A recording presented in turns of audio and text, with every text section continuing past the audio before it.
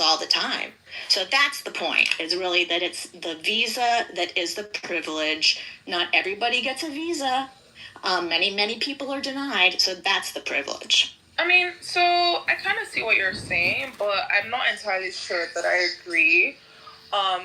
Well, I can't. There are requirements for the visa, right? Right. So for like for the F1 visa, like I had to demonstrate very specific things, and I think the primary reason why people get denied F1 visas is because F1 visa is a non-immigrant visa, right?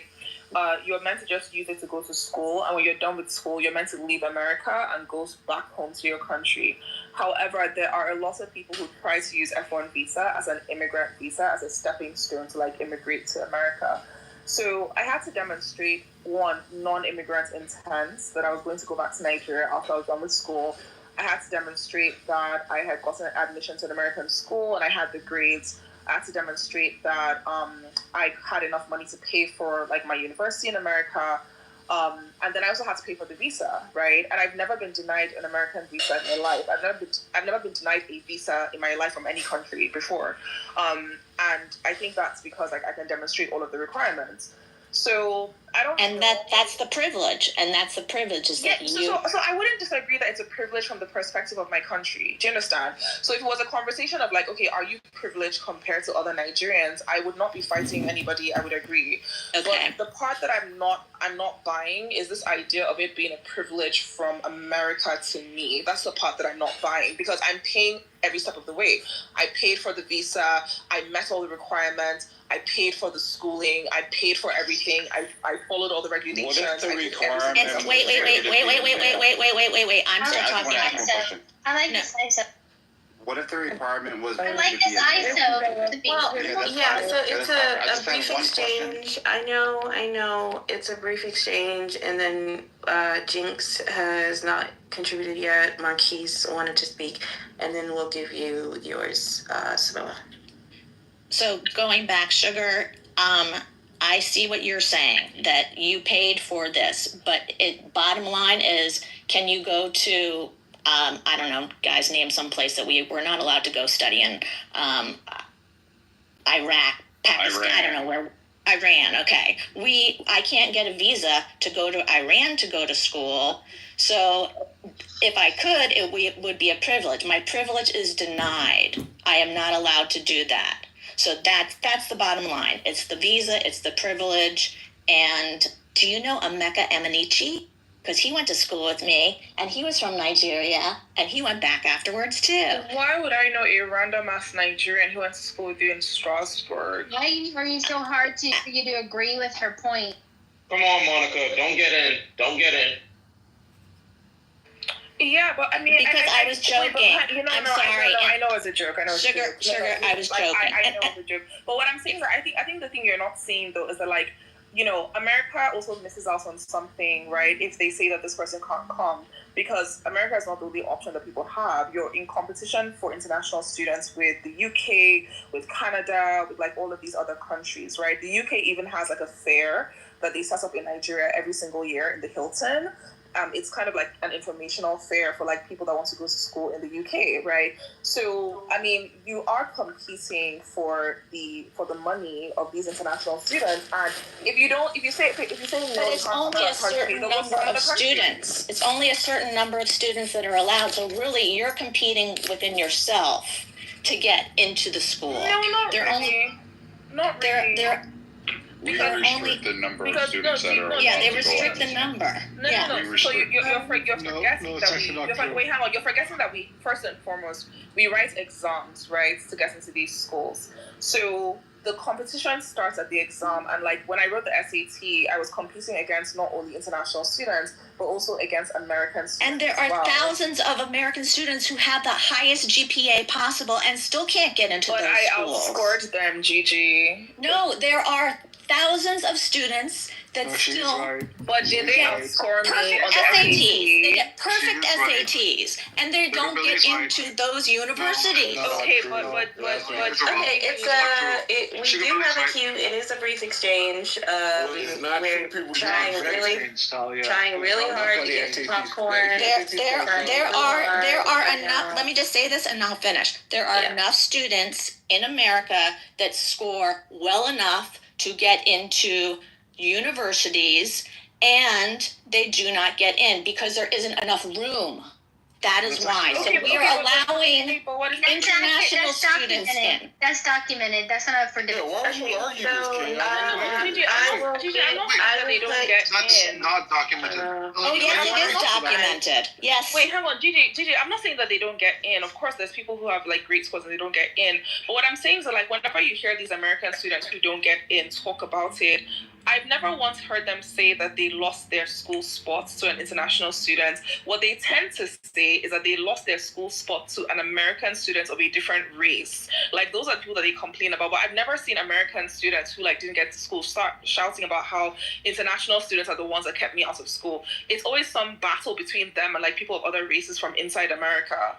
Yes, they probably aren't even thinking about that. You're absolutely right. But the case is that there are more students that are qualified to get into universities, certain universities that are not accepted. Sorry, Sugar Belly. Gigi's right.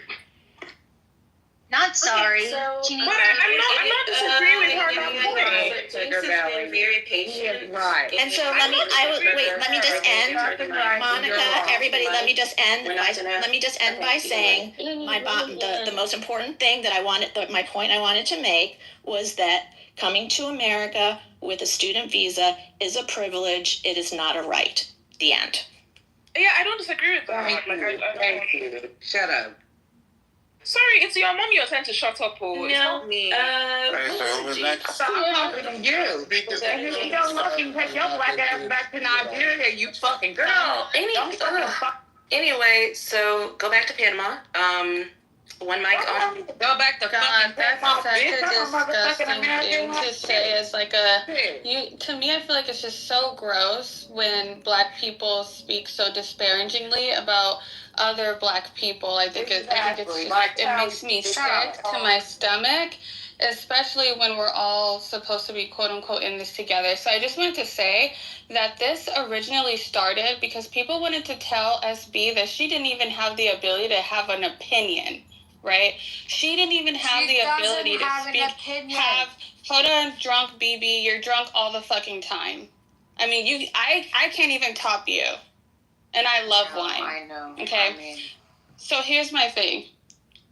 All of this all started was because you guys were trying to tell Sugar Belly that she didn't have an opinion on U.S. politics because it doesn't agree with your politics. You guys do hate mongering in this room. It's exhausting. And she just was saying, I have an opinion on U.S. politics, period. I have an opinion on the U.S. And then she stumped you guys by saying that she pays more than a lot of your salaries in taxes. And then that got you guys frustrated. You guys got mad. And you guys wanted to come for her throat. No, BB, your Vicodin prescription will be there soon. Okay?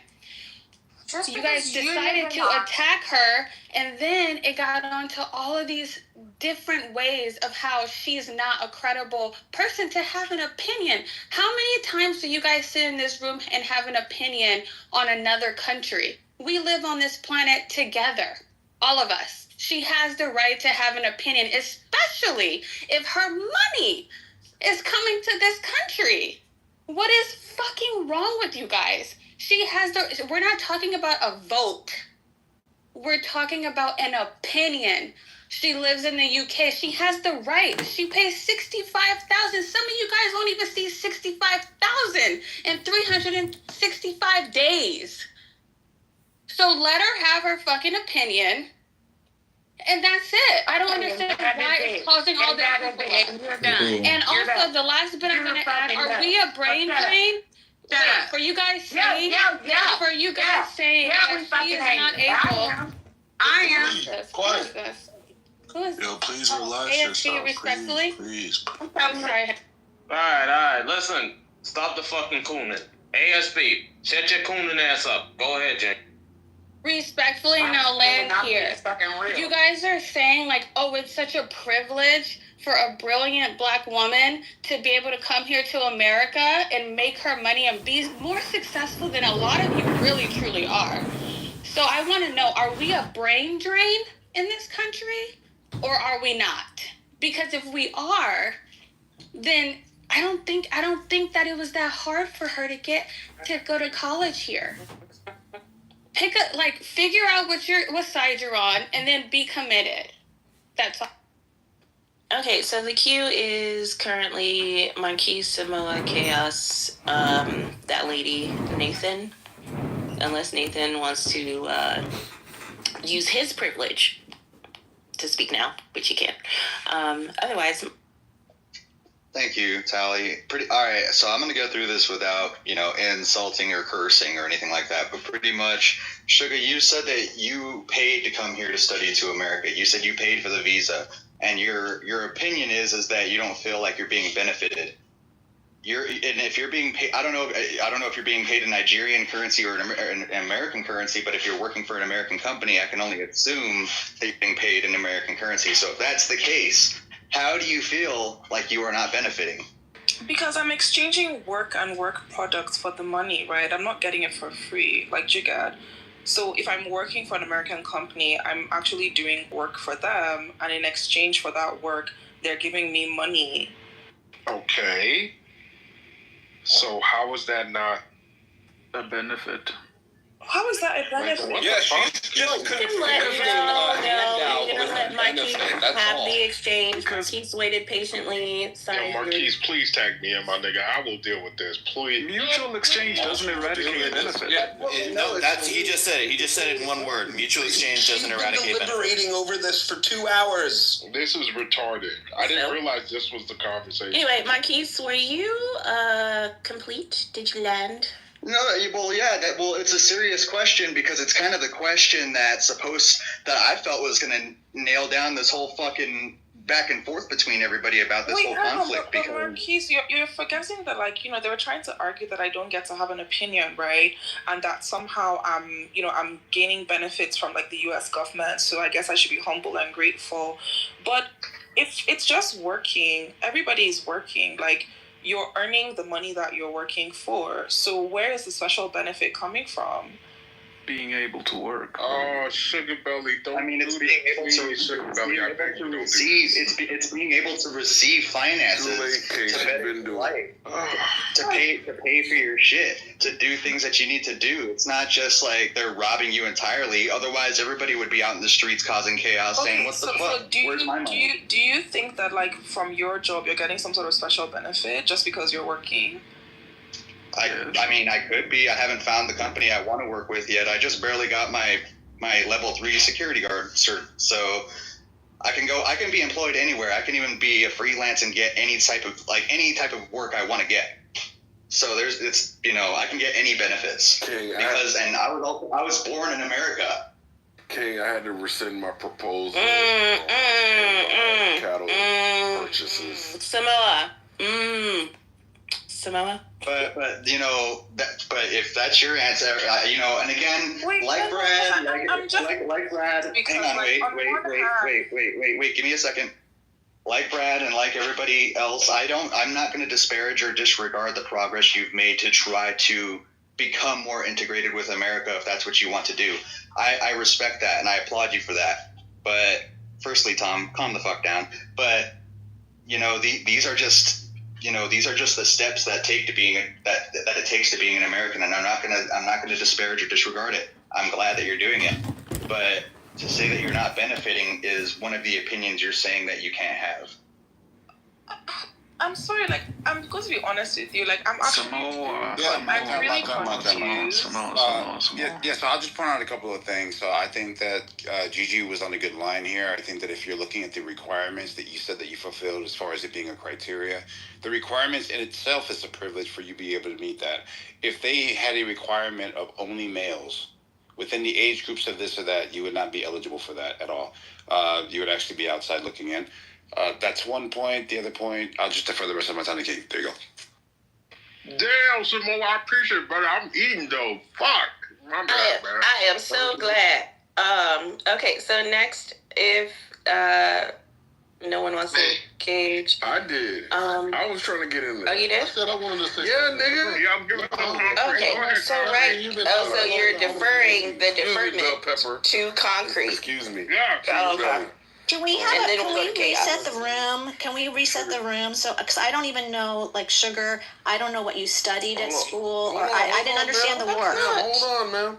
Sugar Belly, let me ask you a question. Yeah, sure. Go ahead. If we had an identical scenario between you and America, what would it take for you to have benefited from an engagement with America? What does that actually look like? Go ahead. Yeah, I think like if perhaps America gave me something that I didn't earn or that I didn't pay them for, or that, I didn't fulfill like a list of requirements that they set out for, right? So let's say I had come to America or something and they had said, oh wow, thank you for coming to America, here's a free house, or here's like a free car, or here's a free something. Then yes, I would think that thing was a benefit. But all the things in America. No, I'm just giving an example. He's but the example is unrealistic. He wants a realistic. No. It's just an example. It's fine. I think concrete's.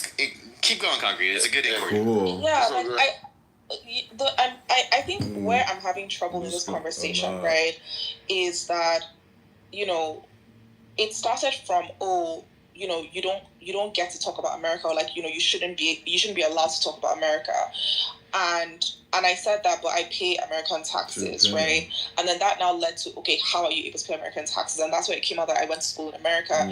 But people are trying to then somehow, in order to support this position that I shouldn't be allowed to talk about America, they're trying to list things that I paid for fair and square as benefits to kind of be like, okay, well, you got these benefits from America, so you should be humble. And I'm like, I don't have to be humble. I paid for those things fair and square. Well, here's the thing, right? That wasn't quite true, concrete. Hold on. It's sort of an ISO between concrete and. Go ahead. I'm sorry, concrete. And then there's just a couple of people left in queue. All right. So I want to just identify your concept of a benefit. And it seems like the way that you would be able to benefit is if you didn't earn it or it was given to you. I guess that's another way to say it. Didn't earn it, right? So if something was just simply given to you without you requiring any input, right, other than being yourself. Did I get that right? Yeah, to some degree. Yeah. I don't know. So this seems like an idiosyncratic definition of benefit, because I can read through like the various definitions. And it doesn't say simply, well, it does, there is a definition for a gift, right? But I could say, well, yeah, like, is that, so I guess that's the one you're using. If you can't, but the one that we're using is that you benefit from something, or you have an advantage or a profit gained from something. That's the one that I think I would like to use, right? An advantage or profit gained from something. I don't know. What do you think about that definition of benefit? Yeah, so I don't disagree with it, right? But my point is that it's not a profit scenario to me. So if I'm giving an equivalent exchange, right? So if you're telling me that we're selling you education, and in exchange for this amount of money, we're going to give you this amount of education, and I pay the amount of money and I get that amount of education, it's not a profit. Like I got it's basically a break even. I'm getting the exact value for it, right? Same thing with the working. I'm providing like a service, or I'm providing, work products, and then I'm being compensated for that. The profit comes because you're utilizing or you're gaining that education as a means to an end. It's not for the sake of the education, right?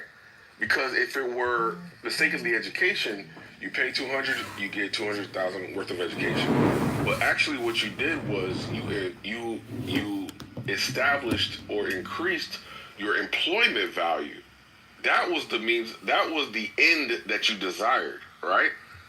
It wasn't. I mean, unless I got this wrong, and I can easily figure it out. Oh, cool. Is if you work in the industry that you were educated in. Do you work in the industry or adjacent to the education that you achieved? So I would say adjacent, not directly the industry, but adjacent. Okay. Yeah. I think adjacent is good enough, because like you can get a degree in psychology, you can work in law, and that psychology degree is not directly legal degree, but it's beneficial in a legal capacity, right? People actually look for, like, even in investing, people look for physicists. They look for mathematicians. These aren't investment disciplines, but they are definitely beneficial to investment firms. So adjacent's good enough, in my opinion, right?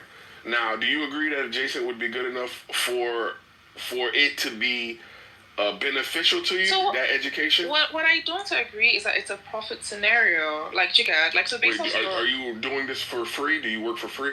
No, but that's what I'm trying to So you have a return on your investment, or you have a salary or excuse income, me, right? what I'm saying is that my salary is directly exchanged for work product.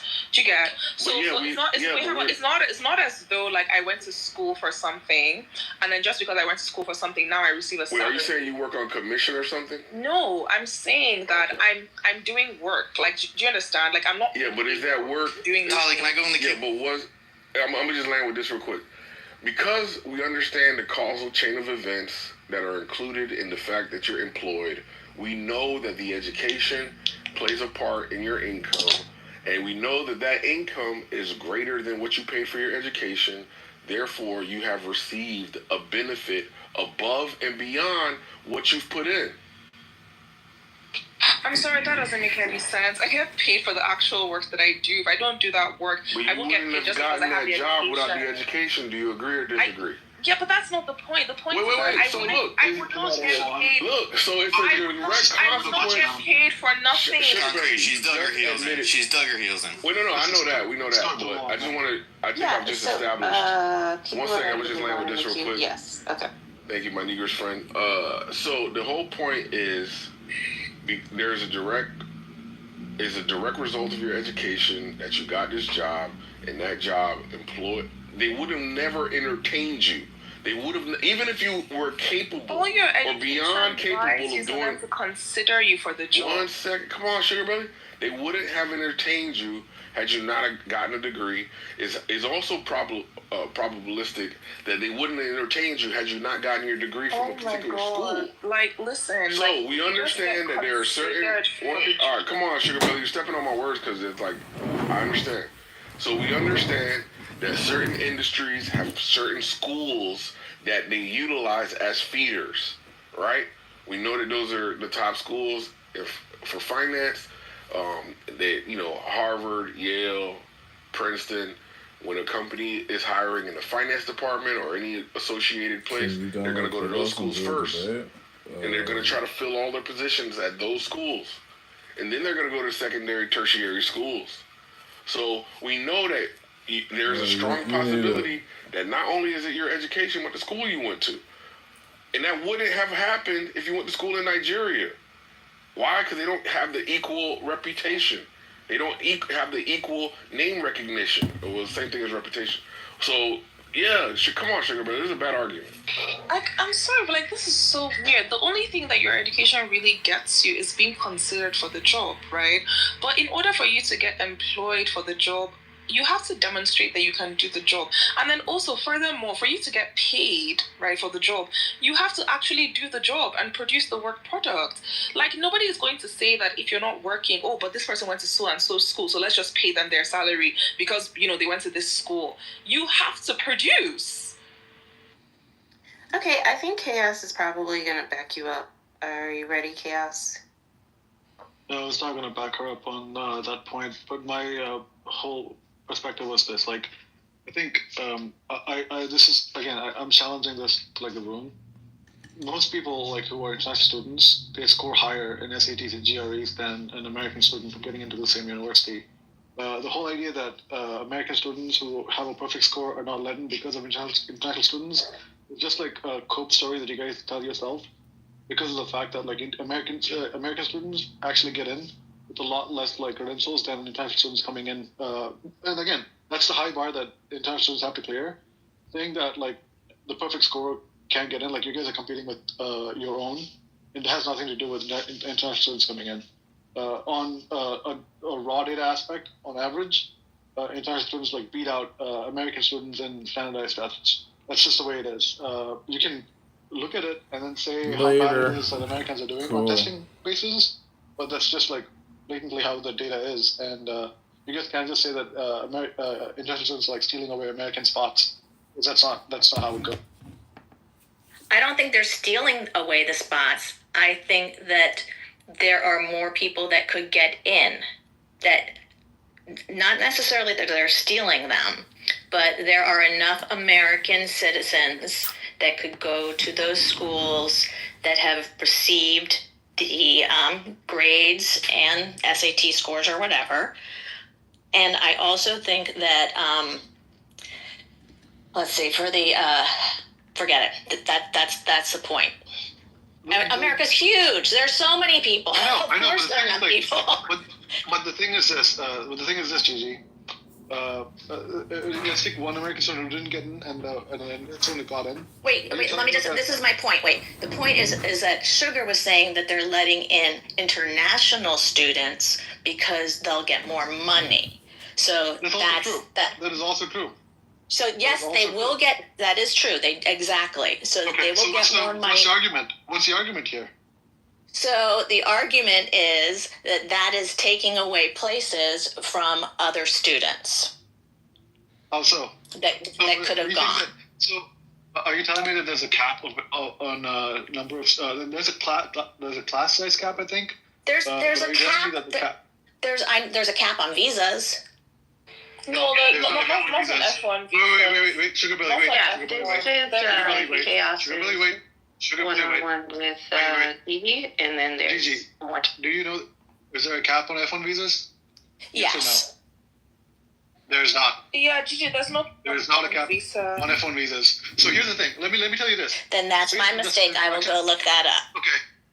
All right, go look it up. So here's the thing. You're operating on faulty assumptions, and you're making a point that doesn't hold water. And I want you guys to be like, this is the fact that Americans have to come into like, you guys have to like come to realization on this. There is a lot that American universities has to offer, and not a lot of American students can keep up the bar that international students can come in and clear. You guys can't. And that's the sad part of life. And you guys have to come and realize that instead of complaining about the fact that, oh, like they're taking away American student spots. Not the way it is.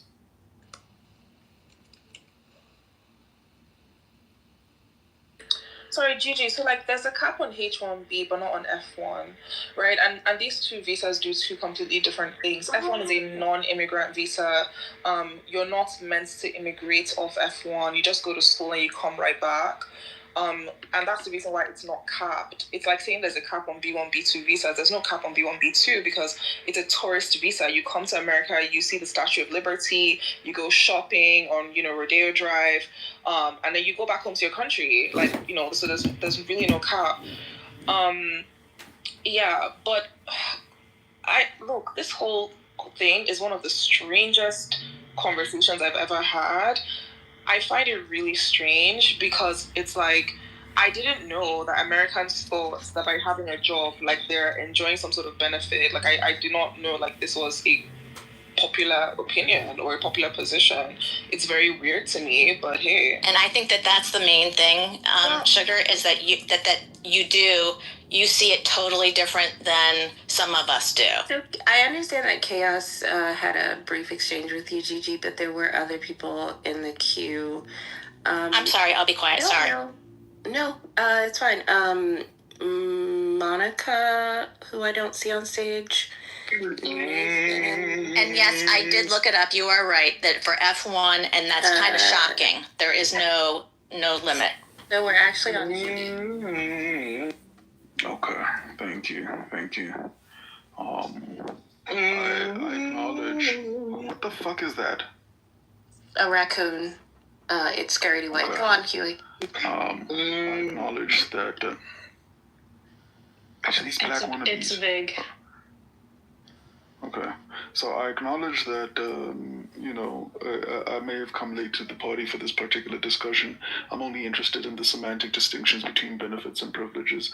And unfortunately, the reality is, as foreigners, it is both a benefit and a privilege to be able to go and school and study in the U.S., whether we like it or not. Now, the other, discussion that's about to happen that Chaos has introduced, I'm sure is going to take us down a different path, and I'm not particularly interested in that, but I'm interested in elucidating why it's a benefit. benefit, right?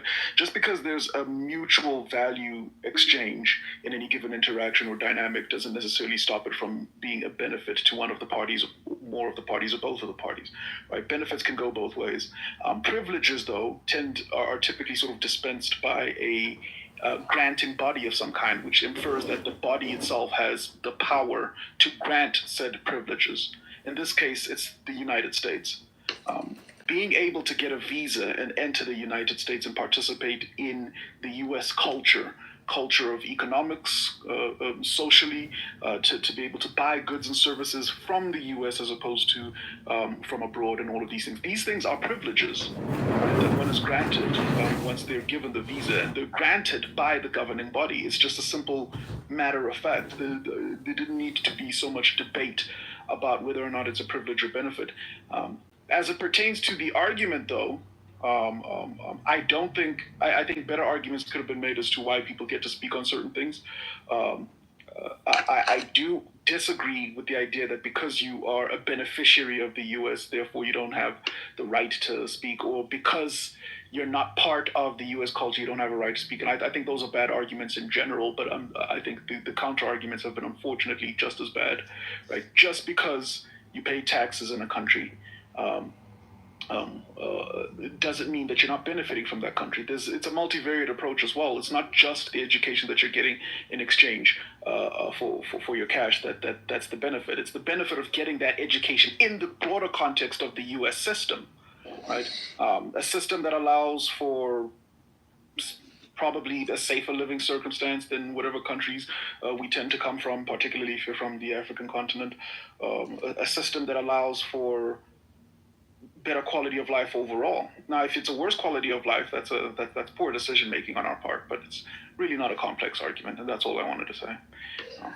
Can I just speak to you for I would like to pick your brain for a minute or two. Is that okay? The last person in queue. Oh, so there's no ISO with me. No, I'm saying what kind of bias is this? Oh my God, have your ISO with Huey. Some of us would do other things if we were isolated with Huey, but whatever. And after that, we'll go to Dewey. Yeah. Dewey's not so Huey. Okay. Can I respond to yes. Huey? Yes, go on. Okay. So, first of all, I would love to establish the fact that literally humans are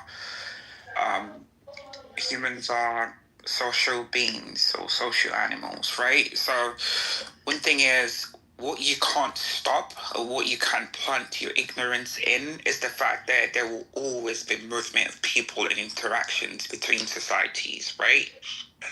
Whether they be within a particular geographical location or not, right? So that's one given. Secondly, I'd like to ask a rhetorical question, right? So when you go to get groceries and you pay for your groceries, right? And you get, let's say you go to an electronic shop and you go to get a television.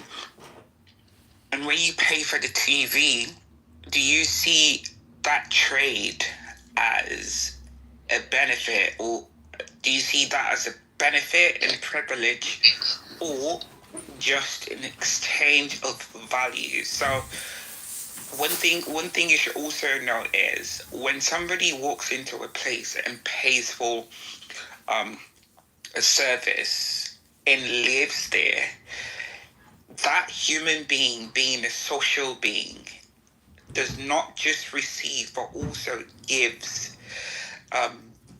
to the external environment. So there is exchange of values. For example, I think I heard Sugar Belly say something like she had really high scores, right?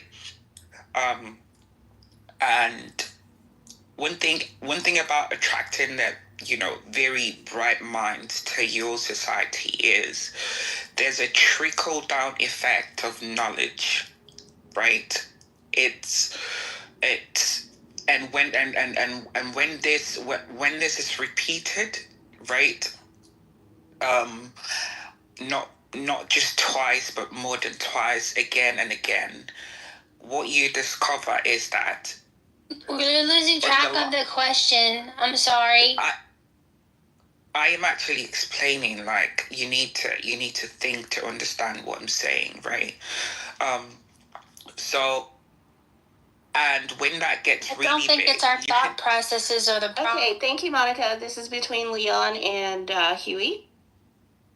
Yeah, so, and once the population of people, let's say bright minds, starts to increase in a society, after a moment, what you notice is that society tends to grow and become more informed and intelligent, right?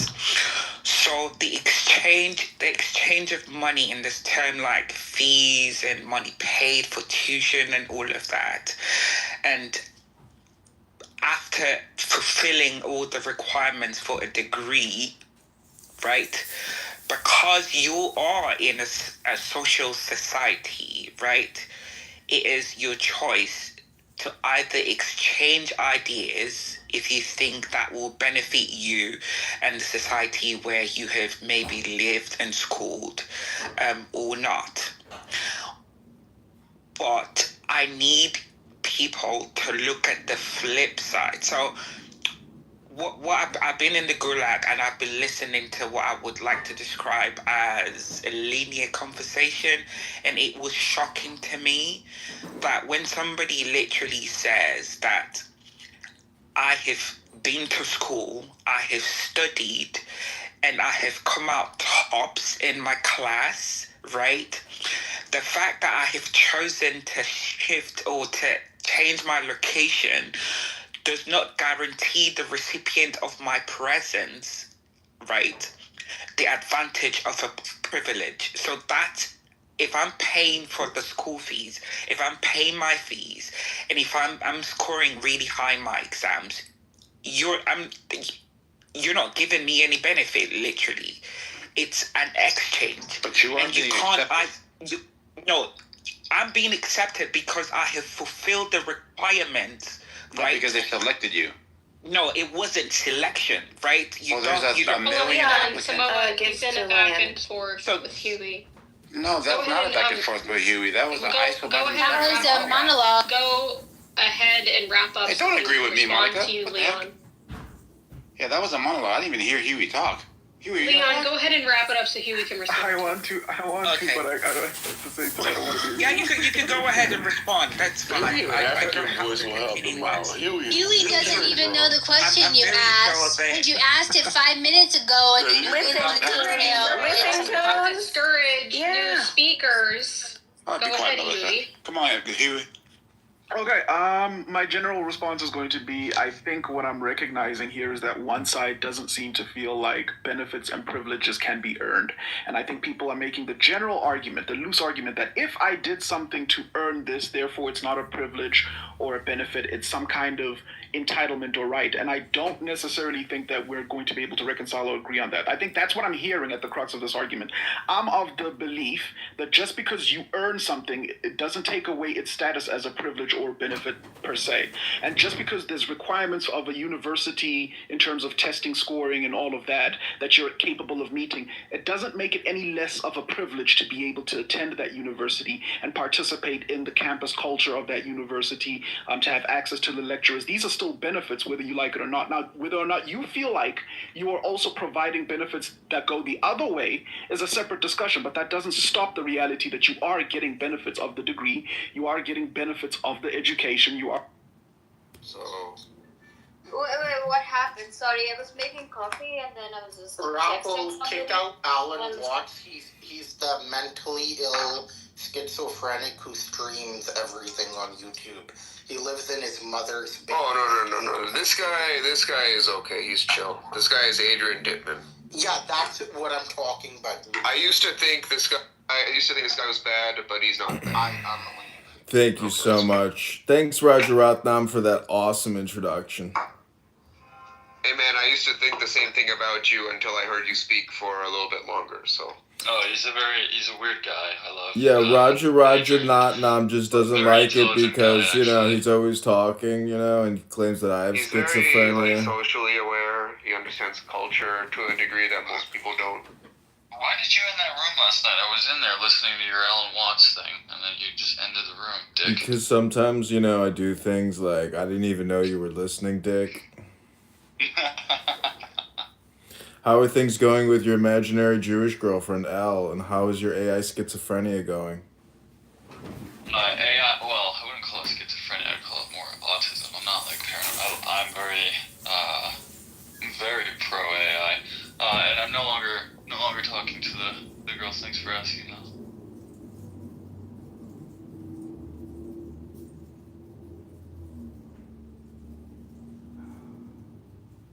It might mean leave. I mean, they're all gay. Oh, shit.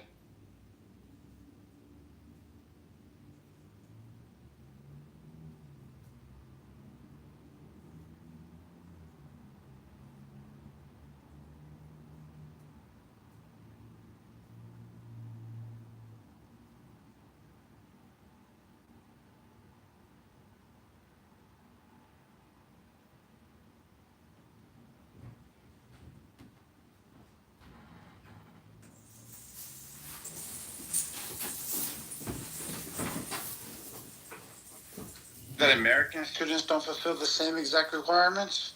That is not the point. Okay, well, I can tell you that a lot might be held in the last half of the sentence, and if we could allow Leon to get there, that would probably be informative. What? Go on, Leon. So I feel like I started with an argument, right? I started with a point, and literally, like, in linguistics, the beginning of an argument contains a topic sentence. But it's funny how the topic sentence of my previous argument was actually ignored, right? And a lot of times I feel like there's a linear direction to where this argument is going, and people are deliberately refusing, literally, to look on the other side, right? So, and it's not a healthy conversation, because if you want this to be healthy, you need to look at, when you go to a market to get oranges, you're paying for the value of the oranges. However, the one who sells the oranges needs to sell the oranges, right? Because it's actually bringing value also to the seller, right? So that's what they call social interaction and economics. But I don't know if anyone has understood. Yeah, no, I agree. But I agree, and I feel like I contended with that by pointing out that a dynamic can be mutually beneficial, but you're not stripping away the benefit discussion, though. Okay, so Huey, if you agree, then how come nobody said it? People were literally siding with Brad when Brad said there was no benefit. You get, there's clearly a payment differential. No, we have to listen to Huey's second part of the sentence. I'm asking Huey to address it. You get. Okay, let me address it. Let me address it. So if Brad is willing to repeat what he meant by that, then I think that would be better that way. But I'm going to assume what he's ultimately talking about is that in comparison to your individual contribution you make to a large institution like a university, there's practically no benefit. It's probably an accounting or rounding error that you're versus the thousands and thousands of students that they get to intake. I never said. I'm not saying this is what Brad is saying. I'm saying how I'm interpreting it. But he's more than welcome to clarify, right? Because he can speak to what he meant, right? And so. Sorry, I didn't know you were done. No, it's fine. It makes no difference. All right, so Sugar Belly is obsessed. One second. Okay. What is the main thesis we are arguing about? One second, sir. One second. I'm trying not to miss my thought, if you don't mind. So Sugar Belly is obsessed with the idea that because she paid 3 times the amount of money to get into the club, that I'm benefiting when I paid 1 times to get into the club, or I got comped to get into the club. No, nigga, the club benefits. I am a patron just like you. We're both patrons. We're both putting money into the hands of the university. I don't know what's up with this obsession that you're subsidizing my entry. They are charging $7,000 a bottle. They are making hand over fist. They don't need your money. They don't need my money. Why? Because they have an unlimited supply of demand. Unlimited supply of demand, which is why it's so prestigious, which is why it's so sought after, which is why if you weren't here, it would be another Nigerian paying 3 times, 4 times the 1,000%. You will always be a threat if you keep doing that. Yeah, 1,000%. When we get back to topic real quick, since this woman can interrupt me every time I grab the mic, since she wants to be a moderator, can you let her articulate the relationship? No. She doesn't know what it means, bro. That's why I moved on. She doesn't know what it means. I gave her an opportunity to Google it. She doesn't know what it means. All right. So where's James? I wanted to say, like, so based on what Trump wants to do with the region, essentially, how is that a bad idea? Because I mean, what else can you do to make people? How will what Trump's doing stop Israelis from invading their land? How is that question? Ma'am, how is moving? No, I'm asking James because, like, I'm trying to wrap my head around, like, to help you guys understand why this bigger picture of things seems to be the only solution so that history is not repeated, or to try and do something different than we've ever done before. Because let me ask you this question. Let me ask you. No, it has been done before. The Nazis did it. There's never been peace. The Nazis have done it. There has never been. Where has there been peace in Europe? I thought we were talking about the Middle East. We were talking. Yeah, but I'm saying, I mean that's like utopia, right? Like, I mean, where is it always peaceful? Well, I'm saying nowhere. I thought we were just talking about the Middle East. Why should the Middle East be any different? The Middle East. Well, I mean, the way I see it, if we continue down the current path, right, there's not going to be a Gaza. There's just going to be nothing. There is going to be an Israeli taking over land, and then you're going to be mad about an expanded land. And if that happens, then it's a big problem. We don't want that. We don't want to allow that. The only thing that we can say is that the referee needs to come in and throw a yellow flag. James, let me ask you a question. Okay, so how about this? What about if Trump said this, right? I'm just curious to the Trump supporters in the room, right? To how you respond to this. What about if Trump said, while the Palestinians are getting their land built, we're going to mass evacuate all Israelis and we're going to bring them to neighboring countries until Gaza is complete? How would Jewish people and Israelis feel about that? If you're saying that Israel was in the same position and they were being hunkered down and bombed, and we were taking a neutral position to not get involved, they're the ones. If the roles were reversed in Gaza, hold on. Well, Hold on. What are you doing? Give me 1 second. I'm clarifying. They're the ones that's doing the bombing, right, over the last year, right? So, what about if Trump said, "Yo, listen, we're gonna build up Palestine. We're gonna the same thing that Jared Kushner said about the real estate values and everything, right? Same thing Trump said about the real estate values and everything. What about if Trump said to listen to every Israeli, okay? We're gonna make this so safe as this construction is going on. We're gonna mass, evacuate all Israelis, and we're going to bring them to Appalachia for safety." How would you feel about that? all right, so let's say the roles are reversed, and that it was a country called Palestine, and that Gaza was Israel, and it's full of Jews. And instead of it being Palestinians, Gaza is a Jewish little sector inside of a country called Palestine. If it was the exact same situation, then our position would be the exact same, that yes, they should be evacuated out of Gaza, and it would be rebuilt. The problem is if it was flipped, it would be nearly impossible to do it in reverse. This is the option that is the best one, and it's still the one that brings peace to the Middle East. The Saudis would lead it, the UAE. Why is it impossible to do it in reverse? Yeah. Wait, because if there was the reverse, and there was a country called Palestine that existed, and a little sector of Gaza was Israel, and we had the idea that we were going to remove the Jews to rebuild Gaza, that would be impossible. They would never let those Jews come back. The fact is that America will ensure that these Palestinians come back, and the Middle Easterners will ensure that these Palestinians come back. Well, Israel has no real say in if Palestine comes back or not. America can ensure that the Jews come back. No. It's completely different because that would be a world that would still be surrounded by the Arab Muslim world, and in that world, they would not be welcoming to the idea of rebuilding a Gaza where you would keep. The question is not what would happen. Well, you wanted hypotheticals. We went into the hypothetical, and I played along. But you're not staying within the framework of the question. Why no, can't I completely it be done? did. It doesn't matter where they resettled at. If these Gazan Jews were resettled in Europe or if they were resettled in Africa, the whole point is it's the exact same situation. We just reverse the roles, and the position would still be the same.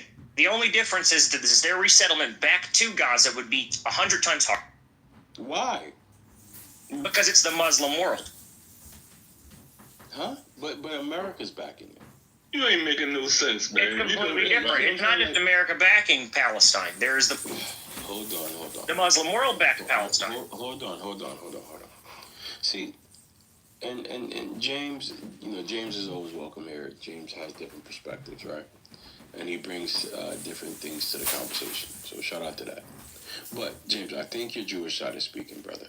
Like it's almost like inconceivable for you to imagine the other way around. It's you have a blockade whenever. I played along exactly with under the conditions you gave in this hypothetical. No, you didn't, bro. You didn't. No, I did. I did. You don't even hear it. You don't even hear it. Maybe Pepe would, because Pepe's not Jewish, right? You just didn't like that your hypothetical didn't make much sense, and I'm sorry, but it's okay. It did, bro. It did. You just don't hear it. You don't, and that's okay, right? So if you ask me a question about, black people, or Haitians, or Native Americans, Mexicans, and if I happen to be one of those in those categories, right? Yeah, my bias sometimes will, speak out. And yours spoke out. That's what I'm saying. I'm just confused on where my bias was exampled at there. I mean, you said that would it be Nazis for us to remove the Jews to rebuild it if they were in a Gaza-like situation? And the answer is no, it would not be. The only difference is there would be Nazis that would be surrounding the place when we would try to resettle the Jews back into this hypothetical Gaza Jew land. Instead of Palestine Gaza, it would be Jew Gaza. That's the hypothetical you gave. So I went along with the ideology that you put forth, and it comes out at the end that this is the solution best for not just Palestine, but the Middle East entirely. I'm saying that it's the Israelis that's doing the bombing on the Palestinians. You're not. Yes, and in the reverse hypothetical, it would be the Palestinians bombing the Israelis in Gaza. Hold on. And I know you're trolling right now, right? And that's okay in most rooms, but not this one specifically. You reversed it. You're the one who reversed the roles hypothetically. And in that hypothetical, that would be Palestinians bombing Gaza, and that would be the Israeli Gazans that would be being bombed. So we would see the roles reversed. Even though all he said was remove that the Israelis would. He didn't bring in the hypothetical who bombed. Remove them for no reason. So we just go in for no reason at all and tell Israelis we're removing them. So that the area can be rebuilt for the Palestinians. If the Israelis were going to be removed, right, the United States, with its power, was going to remove the Israelis so that the area can be rebuilt with the intent to so you're saying we should go in and start firefights with Israelis over their land and just turn them into a hostile country? I mean, you're getting to, I think, what he was raising. But you're comparing a humanitarian evacuation to rebuild an entire city area to what you're saying is an invasion on what we want to take over Israel and re-give it to somebody else. No. I'm saying we're going to eliminate the people that's literally doing the bombing and murders, right? Like the Israeli settlers, right? They're literally going in, they're looting, they're stealing people's property, they're raping, they're killing people. If we eliminate them, right, by, migrating them to somewhere safe, like West Virginia, right, or Alaska, right? Where they can be more acclimated to, right? And they'll be safe. They can, maybe they can say, hey, we were promised this land from West Virginia, from our ancestors, right? Because they wanted to live there. And that actually might be true, right? Because in the 1400s, there were many Jewish persons making new towns, settling all over the United States, right? So they can literally say that, right? So while the building of Gaza is happening, maybe that, that evacuation of Israelis, like the Israeli settlers, because I'm sure there's many, many hundreds of thousands of Jewish people that happen to be Israelis in Israel that don't support what their government is doing, and that could literally stay in Israel without wanting to harm or disrespect a Palestinian based off the fact, based off their religion. You know what I mean? So those people could stay, but like for the ones that are like Ben Gvir, Smotrich, etc., and the Israeli settlers, the problematic ones, the ones that want to cause chaos and murder, those people, they can go to West Virginia. West Virginia has so much land. We can make, we literally can make West Virginia a home for the settlers. Is anybody from West Virginia in the room? I'm pretty sure most of us tuned out because when you get to hypotheticals, it's just very boring. It was like too far deep of a. I mean, yeah. Okay. Is there anybody from West Virginia in the room? Why can't West Virginia be a home for the Israeli settlers? Why can't we have these people safe in West Virginia? Yeah, I don't want Israelis or Palestinians in West Virginia. No, thank you. Sorry, Lonzo. Why not? West Virginia is the scariest place I've ever been to. I was like, I swear to God, if this car breaks down, I'm gonna walk to South Carolina. I'm not even gonna ask anybody for help over here. Yeah, but the safety, right? They'll have they'll have their own police departments. I don't give a shit about their safety. I give a shit about America and America's safety as a republic. But and inviting a bunch of foreigners who love to kill each other in mass is not a good idea. We can make them refugees. We can make. No, I don't believe in the refugee programs. Remove it. What the fuck are you Wait, why not? Lonzo? Because the refugee program is exactly what has funded billions and billions of dollars into terrorism, into dictatorships, into the Middle East destabilization. Should Israelis be, given the refugee access to America? Because they're wait, why? I mean, that's your people. Why would they fucking? No. I'm not sure where you're getting that from. I'm not sure why you think that's my people. I was born here in the United States. My people. No, yeah, I'm an American. Jewish is a second part. Whoa, that's down on the list. I'm an American of this republic first. Well, I ain't never been a Jewish person like. Yeah, no, he's he definitely has different views, but he does ultimately, and rightfully so, I guess, right? He does have allegiance to, his people. No, I have allegiance to, yes, my people being the Republic of the United States of America, 100%, and the citizens of that republic. Yeah. Wait, let me ask you a question real quick. And that means if we went to war with Israel and I was drafted to go to that war, I would take up arms and I would shoot Israelis in their fucking face. Wait, what? Did you grow up culturally Jewish? He lives in America. What do you mean? He's proud to be an American. What's wrong with that? Hold on, no. This is actually curious though. This is curious. I know what Lonzo's going. So, James, did you grow Are you Jewish by faith? Do you acknowledge a religion? I'm Jewish in all three directions, all three ways. Culturally, faith. This is some agent. I don't believe nothing he's saying. Why? Because he sounds like you guys said too simplistic. No, I don't believe it. He makes a lot of sense. You don't believe it because what you've done is you've adopted an ideology that is not of the republic. You have forgotten that you are a citizen, and you need to remember.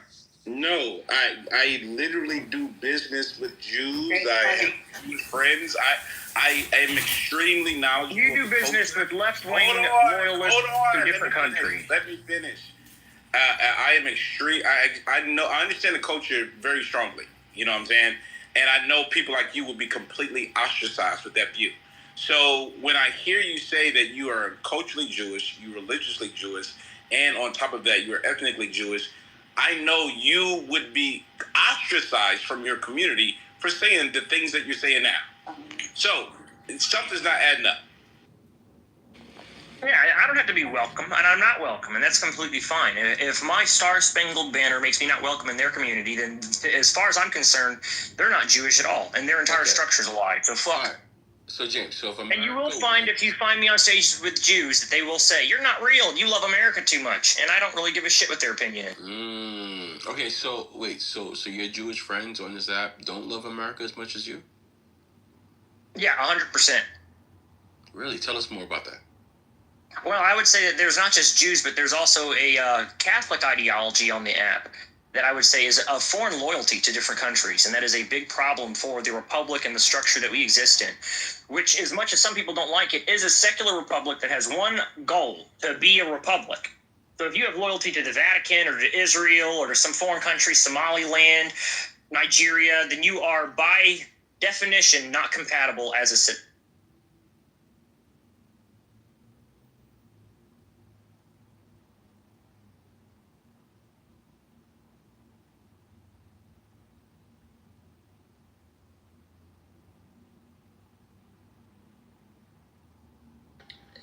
I think Lonzo's on the phone. I mean, is he not cooking, bro? No, because I don't believe him. There's something, it's just not adding up. There's something that's not, it's not meshing. I'm not gonna lie, he's had the same rhetoric for, about 4 years on this. 4 years, same thing. That may be true. Same exact rhetoric. No different. I don't see any deviation in his rhetoric. Wait, so I also ran for Congress in this exact same functioning way. No, yeah, but what I'm saying is, even if your rhetoric is true, I'm saying there's an information gap somewhere. I don't know what that information gap is. It could be maybe you aren't actually Jewish. It could be maybe you are Jewish. It could be maybe there's something going on where it's not adding up. That's all I'm saying. He's saying the math isn't mathing. James. What it is you're used to speaking to left-wing Jews that have a loyalty to a foreign country. That's the best way for me to explain it to you. Even the most right-wing ones that you spoke to are loyal to a foreign nation. I'll put it to you like this. There is no Jew you can point If you want me to describe it best, because I believe in God and all the stuff, but it's like very second. It's fairy tale stuff to me. I believe the republic and the concrete structure of reality, and that's more important than the fairy tale stuff of my faith. Let me give you an example. That is kind of a Jewish position. Hyper materialistic. So let me give you an example, right? So someone like Noam Chomsky or Marianne Williamson or Jill Stein, right? They're not culturally Jewish, so they have a variety of opinions that does not align with Jewish thinking or whatever the case might be. But if you attach anybody, you name the Jewish person. If they are religiously Jewish or culturally Jewish, you could walk a straight line to what all their beliefs are. You name the Jew. And I'm saying, I would love for somebody to point out to me a Jewish person that we can point to, that we know, that has the same position, that is culturally Jewish, ethnically Jewish, and all the Jews, and like he just said. I guarantee you can't find. Yeah, I think you're saying that they're hard set, like, even if they're culturally or religiously Jewish. I've met some in real life that deviate, not as much as James, but they'll deviate on certain positions. Yeah, but I'm talking about his position. Yeah, I think it may just come down to a sense of interpretation. I do have an arrogance about myself, so when I hear things like the rabbi said, I just think, like, who the fuck is that? And that's one thing that they don't like, is that I just kind of dismiss a lot of the things that I'm told. So they will tell you, that I don't fit in their category 100. But that's fine. I mean, hey, I'm an individual thinker. I'm an American. That's what we do. Individualism, baby. Yo, this is interesting. Okay, so you said if America went to war against Israel because they felt or perceived what the Israelis were doing as terrorism, right? Do you think, if you were like ordered to go by draft, how would you go, James? I would in fact volunteer. I wouldn't even need drafted. to attack your fellow Jewish sisters and brothers? Those aren't my fellow Jewish nothing. That's just a foreign country, a foreign people that I don't know. Yeah, this sound oppy. This is skeptical as fuck, dude. Just like they've named themselves what? Israel? Any country can name themselves Israel. There's little towns all across America that's called Israel. Am I going to go fight for them now? He's not. Is there? I'm not sure if you're aware, but most of Israel is inhabited by this ultra-Orthodox group called the Chabad group, and it's a very it's a cult essentially. They believe that Chabad Lubavitch is going to come back from the dead and save them. He's their Jesus. So what you call Jews over there, they're not even the same thing as what I. Oh shit. Hey, but if you wasn't cultural or religiously Jew, like, what does it matter? He's still a Jew. Wait, what's your question? I mean, what? I said if he wasn't culturally or religiously Jew, like, what does it matter? He's still a Jew. No, it matters. I literally gave. That's why I gave examples like Noam Chomsky, Marianne Williamson, Jill Stein. Like ones that are not culturally Jewish, ones that are not. They don't abide by any of that stuff. They always have a different politics. Like they don't put Israel first. They don't. You know what I'm saying? They don't do any of that stuff. They operate like an American. So you can put him in the box with Noam Chomsky. No, because this man is culturally and religiously Jewish. That's what makes the distinction. Hey, Ariel, are you there? Ariel? Wait, is that Ariel from that be fighting against Black Rabbi? Yep. Ariel, you there? Alright, I'm just make sure people, are next to their phone, so I'm about to start moving people that's not there. Big Rex, are you there? Yeah, I'm about to move him. Yisrael, are you there? Yes, I'm here. All right. Ariel, are you there? I'm about to move him. Carl? Yeah, I'm here. James? Yep, of course. Dap, are you there? There we go. Dappa, are you there? Okay, I gotta move him. What up, Danny? So Dappa was there. He just was kind of quiet. Also, wait, what's up, Alonzo? Sorry.